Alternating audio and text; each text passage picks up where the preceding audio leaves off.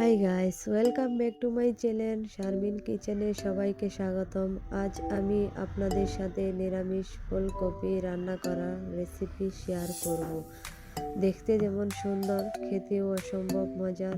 এখানে আমি একটা টাটকা ফুলকপি নিয়েছি, আপনারা অবশ্যই টাটকা ব্যবহার করবেন। আমি কেটে ধুয়ে পরিষ্কার করে দিয়েছি একটি আলু কেটে কুচি করে নিয়েছি। একটি কড়াই বসিয়ে দিয়ে দিব পরিমাণ মতো তেল, দিয়ে দিব এখানে আমি কিছু পেঁয়াজ কুচি করা,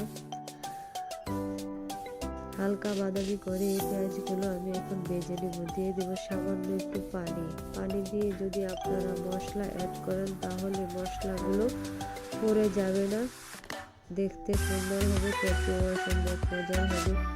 আমি এখানে 5টা কাঁচামরিচ দিয়েছি, হাফ টিস্পুন হলুদের গুঁড়া, হাফ টিস্পুন মরিচের গুঁড়া দিয়েছি, স্বাদ মতো লবণ দিয়েছি। আপনারা চাইলে আপনাদের ঝাল বুঝে মরিচ অ্যাড করতে পারেন। এখানে আমি আমার মতো ঝাল অ্যাড করেছি। এখন কেটে রাখা যে সবজি ফুলকপিগুলো সেগুলো এখন দিয়ে দিব। এখন মশলার সাথে ভালো করে মিশিয়ে নেব।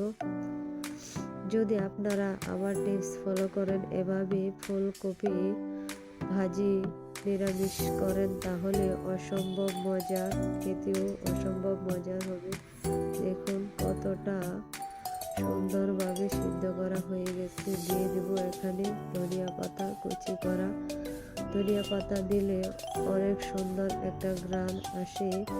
নিরামিষ রান্না করার পর খেতে অনেক ভালো লাগে। আপনারা এভাবে একবার হলো রেসিপিটা ট্রাই করে দেখবেন। যদি ভালো লাগে অবশ্যই আমার চ্যানেলে নতুন হলে লাইক, কমেন্ট, শেয়ার ও সাবস্ক্রাইব করে দিবেন। আর নতুন নতুন ভিডিও পেতে বেল বাটনটি অন করে দিবেন। আশা করি সবাই ভালো থাকবেন, সুস্থ থাকবেন।